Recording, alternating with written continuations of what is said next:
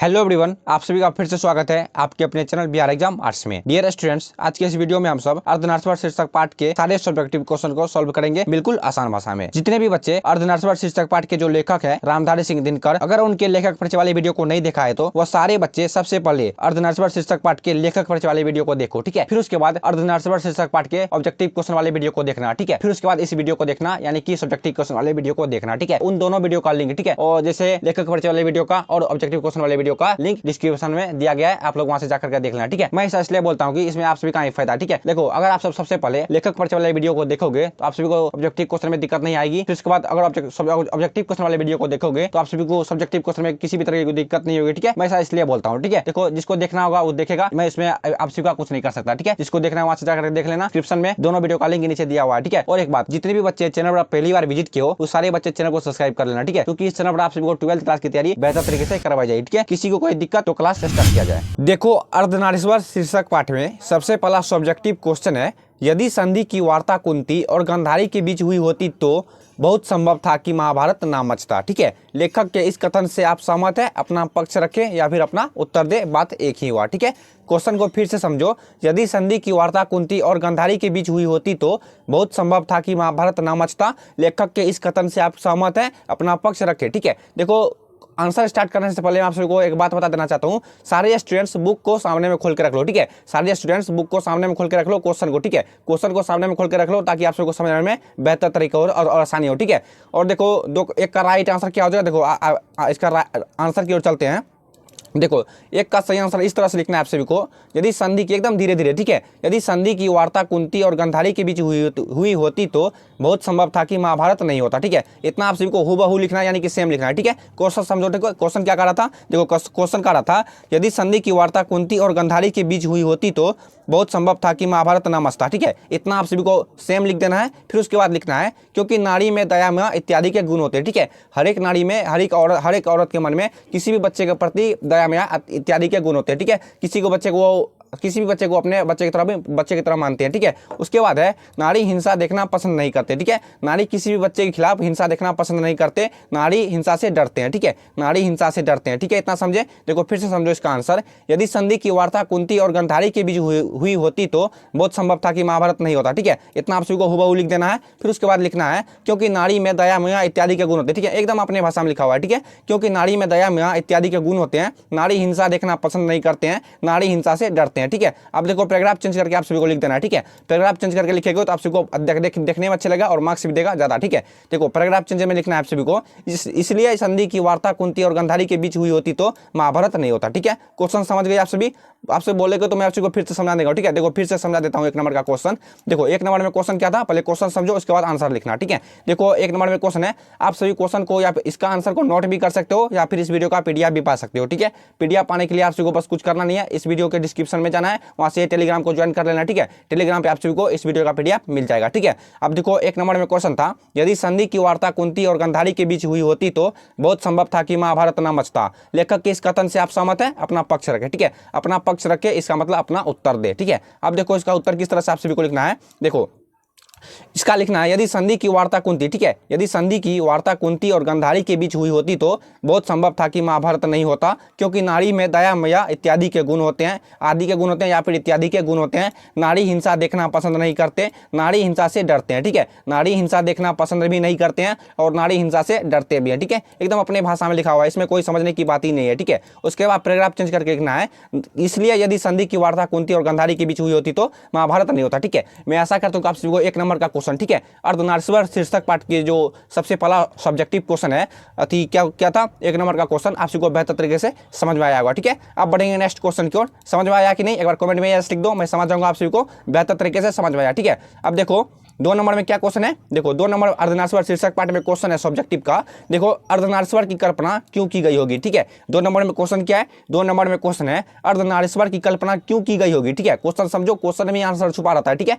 जितने भी बच्चे जितने भी बच्चे कहानी को एक शुरू से लेकर अंत तक पढ़ोगे, ठीक है, उसे ये कहानी नहीं है, ये निबंध है, ठीक है, अर्धनारीश्वर शीर्षक पाठ निबंध है, ठीक है। इसलिए उसमें मैं आपसे बताया शुरू से लेकर अंत तक निबंध पढ़ोगे तो आपसे को क्वेश्चन है उसका आंसर मिल जाएगा, ठीक है, लेकिन उसमें किताबी भाषा में रहेगा, यहाँ पर अपना भाषा में लिखा गया है, ठीक है। अब देखो 2 नंबर में क्वेश्चन है, अर्धनारीश्वर की कल्पना क्यों की गई है, आज इसकी क्या सार्थकता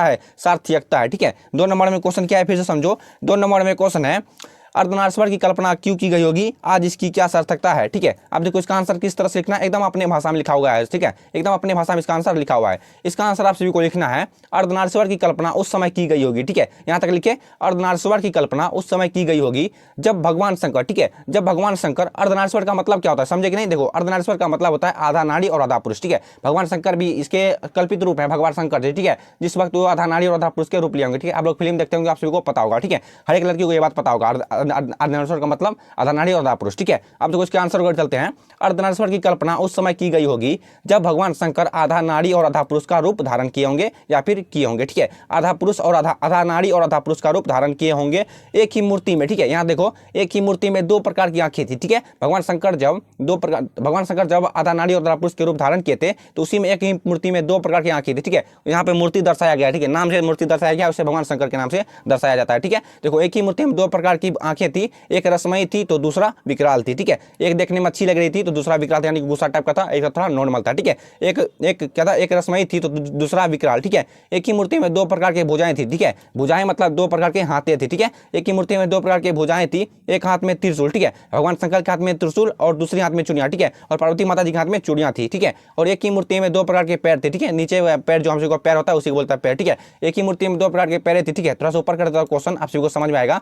एक ही मूर्ति में 2 प्रकार के पैरें थी, जिसमें एक में साड़ी, ठीक है, एक में साड़ी थी और दूसरे में बागंबर, यानी कि भगवान शंकर कौन सी किस चीज पे बैठते हैं, तो बाघ का ना, बाघ का चमड़ा होता है, ठीक है, हम लोग बोलते हैं बाघ का चमड़ा, ठीक है, उसी को बोला जाता है बागंबर। एक ही मूर्ति में 2 प्रकार की तिलक थी, ठीक है, ये मतलब टिक्का, जैसे हम लोग बोलते हैं ठेठी भाषा में टिक्का, उसी को बोला जाता है कि मूर्ति में 2 प्रकार की तिलक थी, एक में चंदन, ठीक है, एक बगल चंदन था और एक बगल बिंदिया थी, ठीक है। इतना समझे, देखो अपने भाषा में लिखा हुआ, ठीक है। देखो फिर से समझो 2 का राइट आंसर किस तरह से लिखना है। देखो अर्धनारीश्वर की कल्पना उस समय की गई होगी, ठीक है, अर्धनारीश्वर की कल्पना उस समय की गई होगी जब भगवान शंकर आधा नारी और आधा पुरुष का रूप धारण किए होंगे, ठीक है। एक ही मूर्ति में 2 प्रकार की आंखें थी, एक रसमयी थी तो दूसरा विकराल थी, ठीक है, एक रसमयी थी तो दूसरा विकराल थी, ठीक है, इतना समझे। एक ही मूर्ति में 2 प्रकार की भुजाएं थी, एक हाथ में त्रिशूल तो दूसरी हाथ में चूड़ियां, ठीक है। एक ही मूर्ति में 2 प्रकार के पैरें थे, ठीक है, एक ही मूर्ति में 2 प्रकार के पैर थी, जिसमें एक में साड़ी और दूसरे में बागंबर, ठीक है। एक ही मूर्ति में 2 प्रकार के पैर थी, एक में साड़ी और दूसरी में बागंबर, ठीक है। एक ही मूर्ति में 2 प्रकार की तिलकें थी, एक में चंद्र और दूसरे में बिंदिया, ठीक है, एक में चंद्र और दूसरे में बिंदिया, ठीक है। अब आप सभी को पैराग्राफ चेंज करके लिखना है। इससे जो साबित होता है कि नारी और पुरुष में गुण है, ठीक है, इससे जो साबित होता है कि नारी और पुरुष में गुण है जिनके कारण दोनों का स्थान भी समान है, ठीक है। नारी भी वह कार्य कर सकते हैं जो पुरुष कर सकते हैं और पुरुष भी वह कार्य कर सकते हैं जो नारी कर सकते हैं, ठीक है। क्वेश्चन समझ गए आप सभी 2 नंबर का क्वेश्चन। अब देखो, ठीक है, अब देखो 3 नंबर में क्या क्वेश्चन कर रहा है। 3 नंबर में क्वेश्चन है, ठीक है, 3 नंबर में क्वेश्चन है, रविंद्रनाथ प्रसाद और प्रेमचंद्र के चिंतन से दिनकर क्यों असंतुष्ट हैं, ठीक है। 3 नंबर में क्वेश्चन क्या है, 3 नंबर में क्वेश्चन है रविंद्रनाथ, ठीक है, रविंद्रनाथ कोमा लगा हुआ है, रविंद्रनाथ प्रसाद और प्रेमचंद्र के चिंतन से दिनकर क्यों असंतुष्ट है, ठीक है। अब देखो इसका आंसर किस तरह से लिखना है। आप देखो इसका आंसर लिखना है आपको एकदम ठेठी भाषा में, ठीक है, एकदम अपने भाषा में लिखोगे, ठीक है। मैं आपको फिर से एक बात बता देना चाहता हूँ, ठीक है, वैसे हर एक वीडियो में ये बात वो बताता हूँ दोहरा करके, जितने भी, ठीक है, 12th क्लास में खास करके हिंदी सब्जेक्ट में, ठीक है, हिंदी सब्जेक्ट में जितने अपने भाषा में आंसर लिखोगे आप सभी को उतना मार्क्स मिलने की संभावनाएं बनी रहती है, ठीक है, जितना अपने भाषा में लिखोगे, ठीक है, खास करके हिंदी सब्जेक्ट में, ठीक है। इसलिए मैं आप सभी को अपने अनुसार क्वेश्चन का आंसर बताता हूँ, ठीक है। पहले कहानी को, पहले निबंध को लेकर, मतलब जितने भी चैप्टर है हर एक शुरू से लेकर के अंत तक पढ़ता हूँ, फिर उसके बाद आप सभी को क्वेश्चन आंसर अपने भाषा में लिखकर अनुसार समझाता हूँ, ठीक है। अब देखो टाइम को मेरा वीडियो को आगे की ओर चलता हूं, ठीक है। अब देखो 3 नंबर में क्वेश्चन था, फिर से समझ लो क्वेश्चन, रविंद्रनाथ प्रसाद और प्रेमचंद्र के चिंतन से दिनकर क्यों असंतुष्ट है, ठीक है, असंतुष्ट है। अब देखो इसका आंसर किस तरह से लिखना है। रविंद्रनाथ प्रसाद और प्रेमचंद्र के चिंतन से दिनकर जी इसलिए असंतुष्ट है, ठीक है, इतना समझे। रविंद्रनाथ प्रसाद और प्रेमचंद्र के चिंतन से दिनकर जी इसलिए असंतुष्ट हैं कि रविंद्रनाथ प्रसाद और प्रेमचंद्र ने, ठीक है, यानी कि इन तीनों ने, रविंद्रनाथ प्रसाद और प्रेमचंद्र ने, यानी कि इन तीनों ने जिसमें नारियों को नरक का मुख्य मार्ग माना है। ठीक है, नारियों को मतलब औरतों को इन्होंने नरक का मुख्य मार्ग माना है। ठीक है, जबकि औरत घर की लक्ष्मी होती है। ठीक है, नारियों को इन तीनों ने नरक का मुख्य मार्ग माना है, इन तीनों के अनुसार। ठीक है, इन तीनों के अनुसार यानी कि रविंद्रनाथ प्रसाद और प्रेमचंद्र के अनुसार, ठीक है, अनुसार नारी मदिरा के समान पुरुषों की बुद्धि को नष्ट कर देती है। ठीक है, इन तीनों के अनुसार नारी पुरुष के बुद्धि को नष्ट कर देती है। ठीक है, इतना समझे। देखो इजी क्वेश्चन था। ठीक है, जो बोला जा रहा है क्वेश्चन में उसका ही आंसर देना है। ठीक है, उससे बाहर आंसर नहीं देना है। ठीक है, अब देखो 3 नंबर में फिर से समझो इसका आंसर।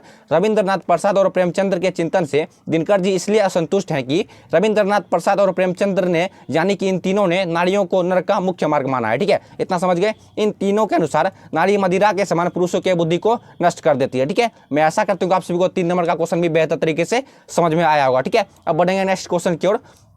देखो इसमें भी 3 नंबर के क्वेश्चन में भी आप सबको लास्ट में अंतिम में पैराग्राफ चेंज करके लिख देना है, इसलिए रविंद्रनाथ प्रसाद और प्रेमचंद्र के चिंतन से दिनकर जी असंतुष्ट है। ठीक है, समझ गए। अब देखो 4 नंबर में क्या क्वेश्चन कर रहा है, धीरे धीरे सारे क्वेश्चन को सॉल्व करो। ठीक है, टाइम को घबराना नहीं है, जितने धीरे धीरे क्वेश्चन को सॉल्व करोगे उसका उतना ही दिमाग में बेहतर तरीके से उसको आंसर दिमाग में बैठ जाएगा। ठीक है, अब देखो 4 नंबर में क्वेश्चन क्या है। 4 नंबर में क्वेश्चन है प्रवृत्ति मार्ग और निवृत्ति मार्ग क्या है। ठीक है, 4 नंबर में क्वेश्चन क्या है, 4 नंबर में क्वेश्चन है प्रवृत्ति मार्ग और निवृत्ति मार्ग क्या है। ठीक है, निवृत्ति मार्ग क्या है। देखो सबसे पहले आपको लिख देना है हेडिंग में प्रवृत्ति मार्ग। ठीक है, फिर उसके बाद डैश दे देना है। अब देखो प्रवृत्ति मार्ग को हम सभी पहले व्याख्या कर देंगे, फिर उसके बाद निवृत्ति मार्ग को व्याख्या कर देंगे। ठीक है, देखो प्रवृत्ति मार्ग किसे कहते हैं। देखो प्रवृत्ति मार्ग से तात्पर्य है कि, ठीक है, प्रवृत्ति मार्ग से तात्पर्य है कि ऐसे मार्ग, ठीक है, ऐसे मार्ग जिसमें व्यक्ति व्यवस्था आश्रम में रहकर के स्त्री और पुरुष मिलकर के सभी प्रकार के कार्य संपादन करते हैं, ऐसे मार्ग को प्रवृत्ति मार्ग कहते हैं। ठीक है, समझे कि नहीं, मैंने नहीं समझोगे। ठीक है, देखो फिर से समझाता हूँ प्रवृत्ति मार्ग। ठीक है, प्रवृत्ति मार्ग से तात्पर्य है कि ऐसे मार्ग, ठीक है, ऐसे मार्ग जिसमें व्यक्ति व्यवस्था आश्रम में रह करके, ठीक है, मतलब कहीं पर भी व्यक्ति रह करके स्त्री और पुरुष मिल करके, ठीक है, मतलब कहीं पर भी झोपड़ी पट्टी में भी कहीं पर रह करके स्त्री और पुरुष मिल करके किसी भी कार्य को संपादित करते हैं। ठीक है, कोई भी कार्य करके अपना भरण पोषण करते हैं, ऐसे मार्ग को प्रवृत्ति मार्ग कहा जाता है। ठीक है, समझ गए प्रवृत्ति मार्ग किसे कहते हैं। फिर से समझो, प्रवृत्ति मार्ग से तात्पर्य है कि ऐसे मार्ग जिसमें व्यक्ति व्यवस्था आश्रम में रहकर, ठीक है, यानी कि कहीं पर भी रह करके व्यवस्था आश्रम में रहकर स्त्री और पुरुष मिलकर के सभी कार्य के संपादन करते हैं, मतलब मिलजुल के दोनों काम करते हैं, ऐसे मार्ग को प्रवृत्ति मार्ग कहते हैं। ठीक है, ये समझ गए आप सभी। अब देखो निवृत्ति मार्ग क्या है। ठीक है, अब देखो निवृत्ति मार्ग क्या है, देखो धीरे धीरे आप सभी समझ जाओगे। ठीक है, मैंने आप सभी को बोला ना, अगर सबसे पहले आप सभी को लेखक परिचय वाले वीडियो को देखो। ठीक है, फिर उसके बाद ऑब्जेक्टिव क्वेश्चन वाले वीडियो को देखना है। ठीक है, फिर उसके बाद सब्जेक्टिव क्वेश्चन को वीडियो देखो। ठीक है, तब मैं आप सभी को यकीन के साथ कहता हूं आप सभी को सारा किसी भी तरह का कोई कंफ्यूजन नहीं रहेगा। ठीक है, आप सब धीरे धीरे सारे क्वेश्चन सॉल्व कर लोगे। ठीक है, अब देखो निवृत्ति मार्ग क्या है। निवृत्ति मार्ग के तात्पर्य है कि, ठीक है, निवृत्ति मार्ग से तात्पर्य है कि जिसमें पुरुष विवाह तो कर लेते हैं, ठीक है, जिसमें पुरुष विवाह तो कर लेते हैं लेकिन विवाह के कुछ वर्षों के बाद, जैसे 1-1.5 साल के बाद, ठीक है, जिसमें पुरुष विवाह के कुछ वर्षों के बाद नारी पुरुष के लिए किसी काम की नहीं रहती। ठीक है, नारी पुरुष यानी कि औरत पुरुष के लिए किसी काम की नहीं रहती। ठीक है, और पुरुष सन्यासी बन जाते हैं। ठीक है, जैसे पुरुष साधु संत नहीं होते, जैसे मोच दाढ़ी बढ़ा कर इधर छुटवाने लगते हैं। ठीक है, वही पुरुष सन्यासी बन जाते हैं, उसकी पत्नी को जीवित पति का बोझ ढोनी पड़ती है। ठीक है, मतलब इसका कहने का मतलब है उसकी पत्नी को जीवित पति का बोझ ढोनी पड़ती है। इसका मतलब हुआ उसका पति जिंदा रहता है फिर भी उसको विधवा बन के रहना पड़ता है। ठीक है, ऐसे समझो, उसका पति जिंदा रहता है लेकिन फिर भी उसको विधवा होकर जीना पड़ता है। ठीक है, ऐसे मार्ग को निवृत्ति मार्ग कहते हैं। ठीक है, एकदम इजी था। अब देखो फिर से समझो निवृत्ति मार्ग किसे कहते हैं। निवृत्ति मार्ग से तात्पर्य है कि जिसमें पुरुष विवाह तो करते हैं, ठीक है, जिसमें पुरुष विवाह तो करते हैं लेकिन विवाह के कुछ वर्षों के बाद, ठीक है, लेकिन विवाह के कुछ वर्षों के बाद नारी पुरुष के लिए किसी काम की नहीं रहती है। ठीक है, और पुरुष सन्यासी बन जाते हैं, उसकी पत्नी को जीवित पति का बोझ ढोनी पड़ती है, ऐसे मार्ग को निवृत्ति मार्ग कहते हैं। ठीक है, समझ गए क्वेश्चन। अब देखो अब बढ़ेंगे नेक्स्ट क्वेश्चन को। ठीक है, मैं आपसे ज्यादा टाइम वेस्ट नहीं करूंगा, इसलिए मैं आपसे क्वेश्चन ज्यादा बीच में इधर उधर का बात नहीं बोलता हूं, इसलिए क्वेश्चन को डायरेक्ट क्वेश्चन को कवर करता जाता हूं। ठीक है, हर एक चैप्टर में यही बात मैं आपको बताऊंगा। ठीक है, अब देखो 5 नंबर में क्या क्वेश्चन है। 5 नंबर में क्वेश्चन है बुद्ध ने आनंद से क्या कहा। ठीक है, 5 नंबर में क्वेश्चन क्या कह रहा है। 5 नंबर में क्वेश्चन है बुद्ध ने, ठीक है, बुद्ध ने आनंद से क्या कहा। अब देखो इसका आंसर किस तरह से लिखना है आप सभी वो समझो। ठीक है, अब देखो इसका आंसर लिखना है बुद्ध ने आनंद से कहा कि, ठीक है, समझे, बुद्ध ने आनंद से कहा कि मैंने जो धर्म चलाए थे, ठीक है, एकदम इजी भाषा में लिखा हो। ठीक है, मैं आपसे कितना बार ये शब्द बोल रहा हूँ, ये एकदम इजी भाषा में ये क्वेश्चन समझाए गए हैं। ठीक है, मैं कहीं से लेकर ये मैं कहीं से नोट करके नहीं लाया हूँ ये क्वेश्चन, उसका कॉपी नहीं किया हूँ। ठीक है, एकदम अपने शुरू से पढ़ाई की हूँ, उसके बाद आपसे क्वेश्चन समझाता हूँ बेहतर तरीके से। ठीक है, मैंने जो एग्जाम दिया था इंटर का, यही सब लिखे थे। ठीक है, मैं आपसे जो पढ़ा रहा हूँ यही सब लिखे थे मैंने इंटर में भी। ठीक है, करीब 450 नंबर लाया था मैंने। ठीक है, मैं 450 1932 नंबर लगा था। मैं आपसे को झूठ नहीं बोलूंगा, मेरा भी आर्ट्स, मैं भी आर्ट्स रखे थे, ठीक है, साइंस कॉमर्स हमने रखे थे, मैं भी आर्ट्स ही रखा था, ठीक है। अब देखो 5 नंबर में क्वेश्चन है, बुद्ध ने आनंद से क्या कहा, ठीक है। बुद्ध ने आनंद से कहा कि मैंने जो धर्म चलाए थे वह धर्म 5000 वर्ष तक चलने वाला है, ठीक है। मैंने जो धर्म चलाए थे, ठीक है,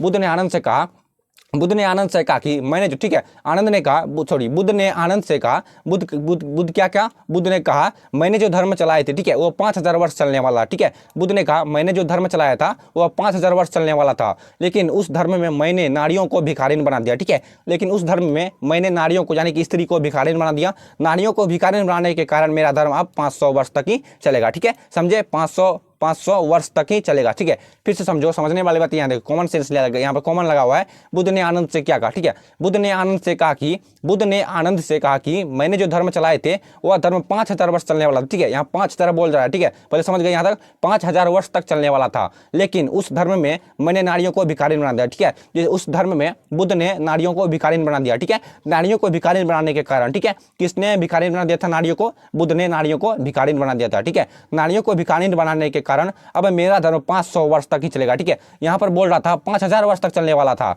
अब देखो अब इसका धर्म मात्र चलेगा 500 वर्ष तक ही, ठीक है। उसके बाद समझ गए आप सभी, इसका धर्म अब मात्र 500 वर्ष तक ही चलेगा, ठीक है। समझ गए क्वेश्चन? देखो फिर से समझा देता हूँ, फिर से 5 नंबर का क्वेश्चन।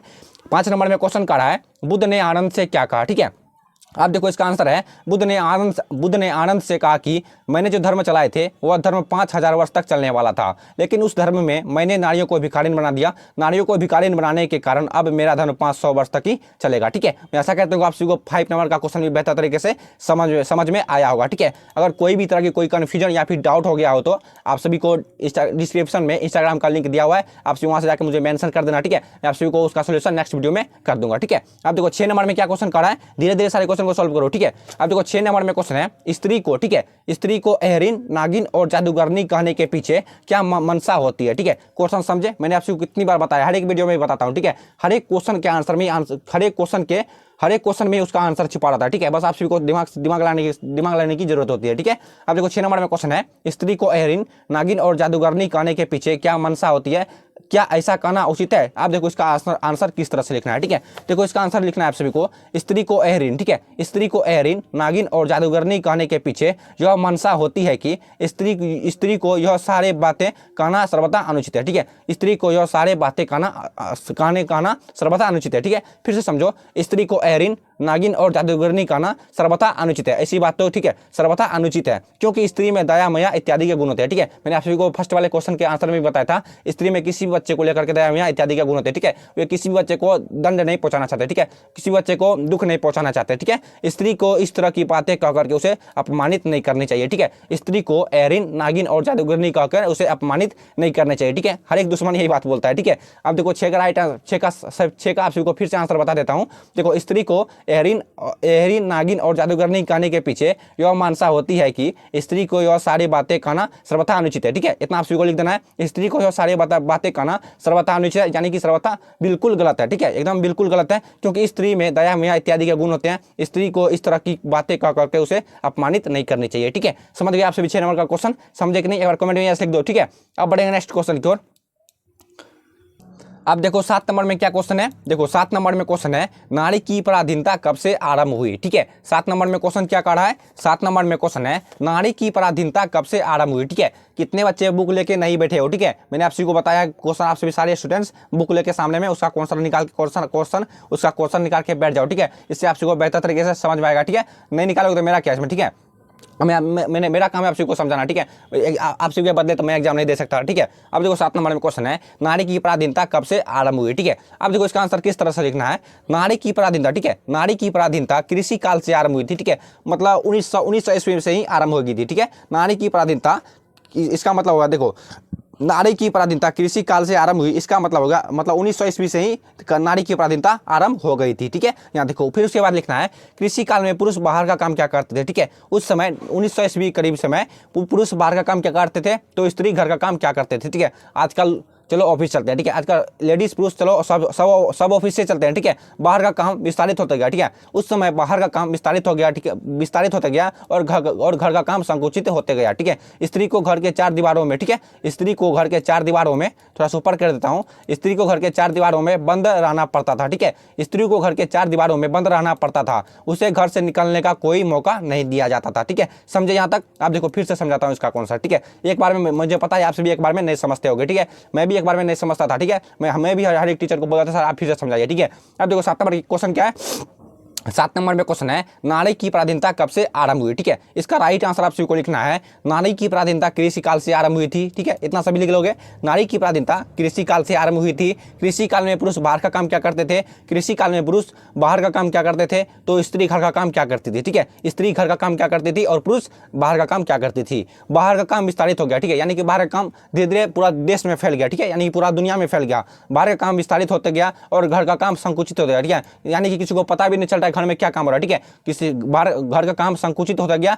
स्त्री को घर के चार दीवारों में, ठीक है, स्त्री को घर के चार दीवारों में बंद रहना पड़ता था, ठीक है। स्त्री के घर को चार दीवारों में बंद रहना पड़ता था, उसे घर से निकलने का कोई मौका नहीं दिया जाता था, ठीक है। समझ गए आप सभी 7 नंबर का क्वेश्चन? समझे कि नहीं? एक बार यस लिख दो कमेंट में, ठीक है। अब देखो 8 नंबर में क्या क्वेश्चन कर रहा है, 8 नंबर में है प्रसंग स्पष्ट करें, ठीक है। यहाँ पे हर एक स्टूडेंट बहुत गलती करते हैं, ठीक है। यहाँ पर हर एक स्टूडेंट बहुत सारी गलती करते हैं जिसके कारण उसका नंबर कट जाता है, ठीक है। आप सभी को इसमें 5 नंबर देखें, 5 नंबर में ये क्वेश्चन आप सभी को पूछा जाएगा, ठीक है। इसमें जिसके कारण आप सभी को 3 या फिर 2 नंबर मिलेगा अगर इस तरह से नहीं लिखोगे तो, ठीक है। मैं आप सभी को लिख के देता हूँ, आप सभी अगर इस तरह से लिखोगे तो आप सभी को 5 नंबर पक्का आएगा, ठीक है। लिख के देता हूँ 5 नंबर पक्का आएगा, ठीक है। वैसे एग्जाम नजदीक आएगा आप सभी को मैं बता दूंगा, ठीक है। वैसे लाइव आप सभी को उस समय लाइव दिखा दूंगा आप सभी को किस तरह से लिखना है, जिससे आप सभी का पक्का नंबर 5 नंबर ठोक के वो दे देगा, ठीक है। अब देखो 8 नंबर में क्या क्वेश्चन कर रहा है, 8 नंबर में क्वेश्चन है प्रसंग स्पष्ट करें, ठीक है। इतना समझ गए? प्रसंग स्पष्ट करें। सबसे पहला प्रसंग स्पष्ट करें में दो क्वेश्चन है, ठीक है। प्रसंग स्पष्ट करें में 2 क्वेश्चन है, को है और खो है, ठीक है। देखो को नंबर क्वेश्चन में कहा है प्रत्येक पत्नी, ठीक है, प्रत्येक पत्नी अपने पति को बहुत कुछ इसी दृष्टि से, ठीक है, इस दृष्टि से देखती है जिस दृष्टि से लता अपने वृक्ष को देखती है, ठीक है। क्वेश्चन समझे? क्वेश्चन में आंसर छुपा है, ठीक है, क्वेश्चन में ही आंसर छुपा हुआ है। देखो फिर से समझो क्वेश्चन को नंबर का, प्रत्येक पत्नी अपने पति को बहुत कुछ इसी दृष्टि से देखती है जिस दृष्टि से लता अपने वृक्ष को देखती है, ठीक है। क्वेश्चन समझ गए? देखो आप इसमें आप सभी को आंसर नहीं है, आप सभी देखो क्वेश्चन में लिखे होंगे, देखो क्वेश्चन में जैसे लिखा हुआ है, देखो ऊपर कर देता हूँ, जैसे 7 नंबर का क्वेश्चन में देखो इसका आंसर लिखा हुआ है ना, इसे ANS, इसका आप सभी को इसमें देखो जिसमें प्रसंग व्याख्या करने के लिए बताएगा, ठीक है। देखो क्या था, एक मिनट थोड़ा सा जूम कर देता हूँ।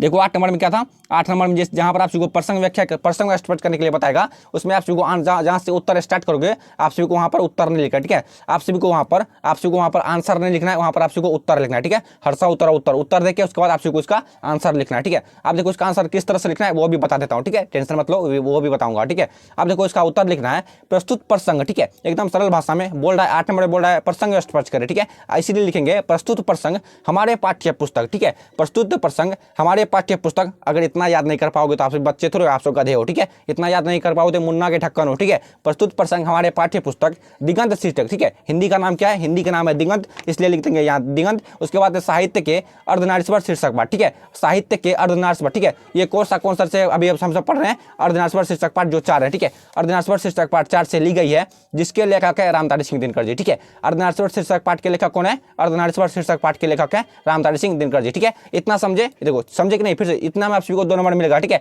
इतना अगर आप सब लिख दोगे तो आप सभी को इतना में ही 2 नंबर मिल जाएगा, ठीक है। फिर से समझो, प्रस्तुत प्रसंग हमारे पाठ्य पुस्तक दिगंत साहित्य के अर्धनारीश्वर शीर्षक पाठ 4 से ली गई है, जिनके लेखक है रामधारी सिंह दिनकर जी, ठीक है। 2 नंबर मिल गया मेरा, ठीक है। आप सभी समझ लो 2 नंबर मिल गया। अब उसको पैराग्राफ चेंज करके लिखना है, ठीक है। उसके बाद आप सभी को पैराग्राफ चेंज करके लिखना है, ठीक है, प्रस्तुत प्रसंग के माध्यम से, ठीक है। प्रस्तुत प्रसंग के माध्यम से रामधारी सिंह दिनकर जी ने बताए हैं कि प्रत्येक पत्नी को, ठीक है, प्रत्येक पत्नी को उसके पति पर ही उनका जीवन निर्भर रहता है, ठीक है। प्रत्येक पत्नी को उसके पति पर ही उनका जीवन पूरा निर्भर रहता है, ठीक है। एकदम ठेठी भाषा में लिखा गया है, ठीक है, जैसे किसी गांव का खेला चल रहा है यहाँ पर, ठीक है। प्रस्तुत प्रसंग के माध्यम से रामधारी सिंह दिनकर जी ने बताया है कि प्रत्येक पत्नी को उसके पति पर ही उनका पूरा जीवन निर्भर रहता है, ठीक है। सिंपल सी बात है, हर एक पत्नी को उसके पति पर ही पूरा जीवन निर्भर रहता है, ठीक है। जिस प्रकार, ठीक है, जिस प्रकार लता वृक्ष पर चढ़कर अपना जीवन बिताती है, ठीक है। जैसे आप सभी देखे होगे किसी भी जंगल में, या फिर आप सबके जैसे आप सभी बाड़ी बोलते हैं, ठीक है, जैसे आप सभी बाड़ी बोलते हो, किसी भी पेड़ पर देखे होगे आप सभी कोई कोई लत्ती चढ़ी हुई रहती है, ठीक है, कोई लत्ती चढ़ी हुई रहती है। आप सभी देखोगे आप कैसे उसको घेर घेर के वृक्ष को घेर करके ऊपर चढ़ी हुई रहती है उसके छिपाटी तक, ठीक है, बिताती रहती है, ठीक है। जिस प्रकार लता वृक्ष पर चढ़कर अपना जीवन बिताती है, वृक्ष के कटने से उसकी स्थिति खराब हो जाती है, ठीक है। जिस समय वृक्ष कट जाता है तो वो भी लत्ती भी, ठीक है, जिसे हम सभी लत्ती बोलते हैं, वो लत्ती भी सूख जाता होगा, ठीक है। जिस समय वृक्ष कट जाता है तो उस समय वो लत्ती भी खराब हो जाती है, ठीक है। इसी प्रकार एक पत्नी की भी है, ठीक है। समझे, एकदम ईजी था। देखो, प्रस्तुत प्रसंग के माध्यम से रामधारी सिंह दिनकर जी ने बताया है कि प्रत्येक पत्नी को उसके पति पर ही उनका जीवन, पूरा जीवन निर्भर रहता है। जिस प्रकार लता वृक्ष पर चढ़कर अपना जीवन बिताती है, वृक्ष के काटने से उसकी स्थिति खराब हो जाती है, ठीक इसी प्रकार एक पत्नी की भी है, ठीक है। ठीक इसी प्रकार एक पत्नी की भी है, ठीक है। जैसे उसका पति मर जाता है, यानी कि सॉरी इसका मुझे बोलना नहीं चाहिए, जैसे उसका पति मर जाता है, उसका जीवन व्यतीत, उसका मतलब वो सोचते हैं आप मैं कैसे जीऊंगी, ठीक है, मैं कैसे जीऊंगी, मेरा भरण पोषण करेगा मैं, ठीक है, मेरा भरण पोषण कैसे होगा, मेरा बच्चा देखभाल, मेरा बच्चा का देखभाल कैसे होगा, ठीक है, समझ गए। आप देखो चलेंगे इसका, ठीक है। इसमें था क्या, देखो 8 नंबर में था प्रसंग स्पष्ट करें, ठीक है। प्रसंग स्पष्ट करें में क नंबर का मैंने आप सभी को सॉल्यूशन बता दिया, ठीक है। अब देखो ख नंबर में क्या करा है, ख नंबर में जिस पुरुष में नारीत्व नहीं वो अपूर्ण है, ठीक है। ख नंबर में क्वेश्चन क्या है, ख नंबर में क्वेश्चन है जिस पुरुष में नारीत्व नहीं वो अपूर्ण है, ठीक है। अब देखो इसका उत्तर, ठीक है, यहाँ मैंने आप सभी को फिर भी बताया था, आंसर यहाँ पर नहीं लिखना है, ठीक है, एकदम उत्तर लिखना है, ठीक है। उससे आप सभी बिसर जाओगे, ठीक है, मुझे पता है आप सभी भूल जाओगे एग्जाम आते आते, ठीक है। वैसे में मैंने बताया ना आप सभी को, जिस समय आप सभी का हिंदी का एग्जाम होगा, मैंने उससे 1 या 2 दिन पहले आप सबको किस तरह से एग्जाम में लिखना है, कैसे ज़्यादा मार्क्स लाना है, मैं सबका सोल्यूशन बता दूंगा, ठीक है। अब देखो इसका आंसर क्यों चलेंगे, प्रस्तुत प्रसंग, ठीक है, इतना आप सभी को सेम लिखना है, ठीक है। जहाँ जैसे आप यहाँ से जैसे क नंबर में आप लोग यहाँ से, ठीक है, प्रस्तुत प्रसंग से यहाँ से जैसे लिखे थे, प्रस्तुत प्रसंग हमारे पाठ्य पुस्तक दिगंत साहित्य के अर्धनारीश्वर शीर्षक पाठ से ली गई है, जिनके लेखक है अर्धनारीश्वर शीर्षक पाठ 4 से ली गई है, जिनके लेखक है रामधारी सिंह दिनकर जी, ठीक है। इतना आप सभी को हुबहू यानी कि कॉपी करके समझो लिख देना है, ठीक है। इतना आप सभी को हुबहू लिख देना है, ठीक है। इतना आप सभी को हुबहू यहाँ तक लिख देना है, फिर उसके बाद लिखना है, ठीक है, थोड़ा सा ऊपर कर देता हूँ, फिर उसके बाद लिखना है प्रस्तुत प्रसंग के, ठीक है, प्रस्तुत प्रसंग के माध्यम से, ठीक है, प्रस्तुत प्रसंग के माध्यम से रामधारी सिंह दिनकर जी ने बताए हैं कि, ठीक है, इतना भी आप सभी को सेम ही लिखना है, ठीक है। प्रस्तुत प्रसंग के माध्यम से रामधारी सिंह दिनकर जी ने बताए हैं कि जिस पुरुष में नारीत्व का गुण नहीं रहता वह पुरुष अधूरा रहता है, ठीक है। ऐसे समझो, जिस पुरुष में, ठीक है, किसी भी पुरुष में अगर थोड़ा मोड़ा भी नारी का गुण नहीं रहेगा, यानी कि स्त्री का गुण नहीं रहेगा, तो वह पुरुष अधूरा, यानी कि समझो वो पुरुष नहीं है, वो हिजड़ा कहा जाएगा, ठीक है। ऐसे समझो, जिस पुरुष में नारीत्व नहीं वह पुरुष न अधूरा है, ठीक है। क्योंकि नारी में दया माया इत्यादि के गुण होते हैं, क्योंकि नारी में दया माया इत्यादि के गुण होते हैं, ठीक है। किसी भी स्त्री में, ठीक है, किसी भी स्त्री में किसी भी बच्चे को लेकर के दया माया इत्यादि के गुण होते हैं, ठीक है। वह गुण अगर वह गुण, ठीक है, जो गुण होते हैं स्त्री में, अगर वह गुण पुरुष में आ जाए तो पुरुष देवता कहला जाएंगे, ठीक है। अगर नारी की गुण, ठीक है, ऐसे समझो, अगर किसी भी नारी की गुण किसी भी पुरुष में आ जाएंगे तो वह देवता कहलाने लगा, ठीक है, पुरुष देवता कहलाने लगा, ठीक है। आप देखो यहाँ पर देखो हंसी लगने वाली बात है, अगर पुरुष का गुण, ठीक है, अगर किसी भी पुरुष का गुण किसी भी स्त्री में चला जाएगा तो वह राक्षसी कहलाई जाएगी, ठीक है। सभी समझ गए आप, एकदम ठेठी भाषा में था कि नहीं। देखो इसी तरह से लिखना आंसर, ठीक है। आप सभी को बिहार बोर्ड एग्जाम में भी इसी तरह से सेम आंसर लिखना है, ठीक है। मैं पक्का आंसर लिख देता हूँ, ठीक है, मैं पक्का आप सभी को लिख के देता हूँ, आप सभी का आंसर, आप सभी का 80% या फिर 90% नंबर पक्का आएगा, ठीक है। बस आप सभी का हैंड राइटिंग सही होना चाहिए, ठीक है। ये तो हर एक स्टूडेंट का उसका काम होता है हैंड राइटिंग किस तरह से सुधार करना है, ठीक है। और इस पर भी इस टॉपिक पर भी वीडियो बना दूंगा, बस आप सभी अपना प्यार और सपोर्ट बनाए रखना, ठीक है। आप देखो इस क्वेश्चन का आंसर फिर से समझो। प्रस्तुत प्रसंग के माध्यम से रामधारी सिंह दिनकर जी ने बताए हैं कि जिस पुरुष में नारीत्व का गुण नहीं रहता वह पुरुष अधूरा रहता है, ठीक है। क्योंकि नारी माया दया माया इत्यादि के गुण होते हैं, वह गुण का अगर वह गुण, ठीक है, अगर वह गुण पुरुष में आ जाए तो पुरुष देवता कहला जाएंगे, ठीक है। अगर नारी का गुण पुरुष में आ जाएंगे तो वह देवता कहलाएंगे, लेकिन पुरुष का गुण अगर नारी में आ जाए तो वह राक्षसी कहलाएगी, ठीक है। सभी को याद रहेगा। मैं ऐसा करती हूँ आप 8 नंबर का क्वेश्चन तक बेहतर तरीके से समझ में आएगा, ठीक है। देखो 8 नंबर में जो क्वेश्चन था प्रसंग स्पष्ट करें, उसमें था, देखो बुक में देखो सारे स्टूडेंट, ठीक है, बुक में देखो को और खो था, ठीक है। को और खो मैंने आप सभी को दोनों बेहतर तरीके से बता दिए, ठीक है। समझ में आया कि नहीं, एक बार कमेंट में यस लिखो, मैं समझ जाऊंगा आप सभी को बेहतर तरीके से समझ में आया, ठीक है। अब देखो 2 क्वेश्चन और बच गया है, पहला है 9, ठीक है, उसके बाद है 9, उसके बाद है 10, ठीक है। अब देखो 9 नंबर में क्या क्वेश्चन कर रहा है, देखो 9 नंबर में क्वेश्चन है जिसे भी पुरुष अपना कर्म क्षेत्र मानता है, ठीक है। 9 नंबर में क्वेश्चन क्या है, 9 नंबर में क्वेश्चन है जिसे भी पुरुष अपना कर्म क्षेत्र मानता है वह नारी का भी, ठीक है, वह नारी का भी कर्म क्षेत्र है, कैसे, ठीक है। क्वेश्चन मार्क लगा हुआ है, यानी कि ये क्वेश्चन बहुत इंपॉर्टेंट है, ठीक है। हर एक क्वेश्चन में क्वेश्चन मार्क लगा हुआ रहता है, ठीक है। अब देखो 9 नंबर में क्वेश्चन है, फिर से समझो क्वेश्चन, मैंने आपको कितनी बार बताया है, हर एक क्वेश्चन में उसका आंसर छिपा हुआ रहता है, ठीक है। बस आप जो कहानी को शुरू से लेकर अंत तक पढ़ो, सब क्वेश्चन का आंसर पता चल जाएगा, ठीक है। हर एक स्टूडेंट जो स्टूडेंट्स जिस स्टूडेंट्स का IQ लेवल हाई होता है वही स्टूडेंट सारे क्वेश्चन को खोज पाते हैं और किसी कोई स्टूडेंट नहीं खोज पाएगा। ठीक है, शुरू से लेकर अंत तक पढ़ लिए सर, कौन क्वेश्चन मिलवे नहीं कर लेते, क्या होते। आप देखो 9 नंबर में फिर से समझो क्वेश्चन। 9 नंबर में क्वेश्चन है, जिसे भी पुरुष अपना कर्म क्षेत्र मानता है, ठीक है, जिसे भी पुरुष अपना कर्म क्षेत्र मानता है वो नारी का भी कर्म क्षेत्र है, कैसे। ठीक है, अब देखो इसका आंसर किस तरह से लिखना है इस निबंध में। ठीक है, देखो इसका आंसर लिखना है इस निबंध में रामधारी सिंह दिनकर ने पुरुष और नारी के समानता के बारे में बताया। ठीक है, एकदम सिंपल सी बात है। ठीक है, जिस मैंने बताया आप सभी को, जिस स्टूडेंट का IQ लेवल हाई होगा वो क्वेश्चन वो स्टूडेंट शीर्षक पाठ देखकर ही समझ जाएगा कि इस शीर्षक पाठ में क्या बोलने वाला है और क्या क्वेश्चन रहेगा और क्या समझने वाला बात है। ठीक है, अब देखो इस निबंध में रामधारी सिंह दिनकर ने पुरुष और नारी की समानता के बारे में बताया। ठीक है, ये इसका कल्पित रूप, इसका वास्तविक हो गया भगवान शंकर। ठीक है, आधा नारी और आधा पुरुष। ठीक है, इस निबंध में रामधारी सिंह दिनकर ने पुरुष और नारी की समानता के बारे में बताए हैं। यहाँ तक आप सभी को लिख देना है। फिर उसके बाद है पुरुष भी, ठीक है, पुरुष भी सभी प्रकार के कार्य कर सकते हैं। ठीक है, पुरुष भी सभी प्रकार के कार्य, ठीक है, सभी प्रकार के कार्य कर सकते हैं और स्त्री भी कर सकते हैं। ठीक है, पुरुष भी वह कार्य कर सकता है जो स्त्री कर सकती है और स्त्री भी वह कार्य कर सकती है जो पुरुष कर सकता है। ठीक है, समझ गए। यहाँ शाम की छाया उसी को पारिवारिक स्थिति में मालती की दशा से है। ठीक है, यहाँ शाम की छाया उसी को पारिवारिक स्थिति और मालती की दशा से है। ठीक है, क्वेश्चन समझो फिर से। देखो 2 नंबर में क्या क्वेश्चन था फिर से समझो। 9 नंबर में क्वेश्चन था, जिसे भी पुरुष अपना कर्म क्षेत्र मानता है वो नारी का भी कर्म क्षेत्र है, कैसे। ठीक है, इसका आंसर लिखना है इस निबंध में रामधारी सिंह दिनकर ने पुरुष और नारी के समानता के बारे में बताया। ठीक है, एकदम अपनी भाषा में। ठीक है, इस निबंध में रामधारी सिंह दिनकर ने पुरुष और नारी के समानता के बारे में बताए हैं। पुरुष भी सभी प्रकार कार्य कर सकते हैं। ठीक है, पुरुष भी सभी प्रकार के कार्य कर सकते हैं और स्त्री भी कर सकते हैं। ठीक है, पुरुष भी सभी प्रकार के कार्य कर सकते हैं और स्त्री भी कर सकते हैं। यहाँ शाम की छाया, ठीक है, यहाँ शाम की छाया उसी को पारिवारिक स्थिति और मालती की दशा से है। ठीक है, मैं आशा करता हूँ आप सभी को 9 नंबर का क्वेश्चन भी बेहतर तरीके से समझ में आया होगा। ठीक है, अब देखो सबसे लास्ट क्वेश्चन। ठीक है, अर्धनारीश्वर शीर्षक पाठ के सब्जेक्टिव क्वेश्चन, सबसे लास्ट क्वेश्चन। ठीक है, 10 नंबर का क्वेश्चन है। 10 नंबर में क्वेश्चन है, अर्धनारीश्वर निबंध में दिनकर जी के व्यक्त विचारों को सार रूप में प्रस्तुत करें। ठीक है, इसमें देखो क्या कह रहा था, अर्धनारीश्वर शीर्षक निबंध में, ठीक है, अर्धनारीश्वर शीर्षक निबंध में दिनकर जी के व्यक्त विचारों को सार रूप में प्रस्तुत करें। ठीक है, मतलब इसमें मेन बातें क्या थी, इसी को बोला जाता है व्यक्त विचारों को प्रस्तुत करें। ठीक है, अब देखो आप बता देता हूँ, अर्धनारीश्वर निबंध में दिनकर जी के व्यक्त विचारों को प्रसार रूप में प्रस्तुत करें। ठीक है, आप को सबसे पहले लिखना है आंसर में। ठीक है, आप को इसमें लिखना है आंसर। अर्धनारीश्वर निबंध में दिनकर जी के व्यक्त विचारों को निम्नलिखित है। ठीक है, अर्धनारीश्वर निबंध में दिनकर जी के व्यक्त विचार निम्नलिखित है। ठीक है, आप को इतना लिख देना है। फिर उसके बाद क्या लिख, थोड़ा सा ऊपर कर देता हूँ। ठीक है, इतना लिख देना है। उसके बाद नंबर देकर लिखना है। ठीक है, सीरियली नंबर देकर देखना है। जैसे क्या बोलते हैं, पैराग्राफ चेंज कर, पैराग्राफ की क्या बोलते हैं इसको, देखो सबसे पहले आपको नंबर देकर लिखना है। 1 नंबर में लिखना है इस निबंध में पुरुष और नारी को समान रूप से दर्शाया गया है। ठीक है, सिंपल सी बात है। अर्धनारीश्वर शीर्षक पाठ में पुरुष और नारी को समान रूप से दर्शाया गया है। ठीक है, पुरुष भी वो कार्य कर सकती है जो महिला कर सकती है और महिला भी वो कार्य कर सकती है जो पुरुष कर सकती है। ठीक है, मैं ऐसा करता हूँ, आपको पहला हेडिंग समझ गया। अब देखो दूसरा हेडिंग है इस निबंध में। ठीक है, इस निबंध में पुरुष को नारी से गुण लेने की बातें कही गई है। ठीक है, सिंपल सी बात है। मैंने आप सभी को प्रसंग व्याख्या करने में बताया था क नंबर के क्वेश्चन में, पुरुष को अगर पुरुष का गुण, ठीक है, अगर पुरुष का गुण नारी में चला जाएगा तो वो राक्षसी कहलाएगी। ठीक है, वो राक्षसी कहलाएगी। अगर पुरुष का गुण, ठीक है, अगर नारी का गुण अगर पुरुष में आ जाएगा तो वह देवता कहलाएंगे। अगर पुरुष का गुण नारी में चला जाएगा तो वह राक्षसी कहलाएगी। ठीक है, इसलिए बोल रहा है क्वेश्चन 2 नंबर ऑप्शन बोल रहा है इस निबंध में पुरुष को नारी से गुण लेने की बात कही गई है। ठीक है, अब देखो 3 नंबर में क्या लिखना है, 3 नंबर के हेडिंग में लिखना है ठीक है, 3 नंबर के हेडिंग में लिखना है इस निबंध में भगवान शिव को, ठीक है, इस निबंध में भगवान शिव के अर्धनारीश्वर रूप का वर्णन किया गया है। ठीक है, इस निबंध में, ठीक है, अर्धनारीश्वर शीर्षक पाठ में भगवान शिव को अर्धनारीश्वर का रूप का वर्णन किया गया है। ठीक है, अब देखो सबसे लास्ट ऑप्शन लिखना है 4 नंबर में। 4 नंबर में आप सभी को लिखना है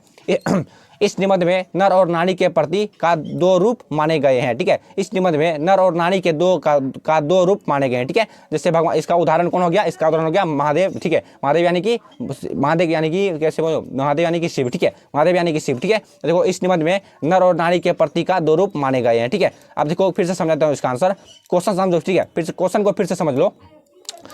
अर्धनारीश्वर निबंध में दिनकर जी के व्यक्त विचारों को सार रूप में प्रस्तुत करें। अर्धनारीश्वर निबंध में दिनकर जी के व्यक्त विचार निम्नलिखित है। ठीक है, इतना समझ गए। अब देखो इसका सबसे पहला नंबर में लिखना है इस निबंध में पुरुष और नारी को समान रूप से दर्शाया गया है। फिर दूसरा नंबर में लिखना है इस निबंध में पुरुष को नारी से गुण लेने की बात कही गई है। और तीसरा नंबर में लिखना है इस निबंध में भगवान शिव को, ठीक है, इस निबंध में भगवान शिव के अर्धनारीश्वर रूप का वर्णन किया गया है। और चौथा ऑप्शन में लिखना है इस निबंध में नर और नारी के प्रति का 2 रूप माने गए हैं। ठीक है, इस निबंध में नर और नारी के प्रति 2 स्वरूप माने गए हैं। ठीक है, इतना आप सबको बेहतर तरीके से समझ में आया कि नहीं? कितने बच्चे को समझ में नहीं आया? ठीक है, जितने बच्चे को समझ में नहीं आया, ठीक है, मैं आप सबको बता दिया था, इसका उपाय बता दिया था।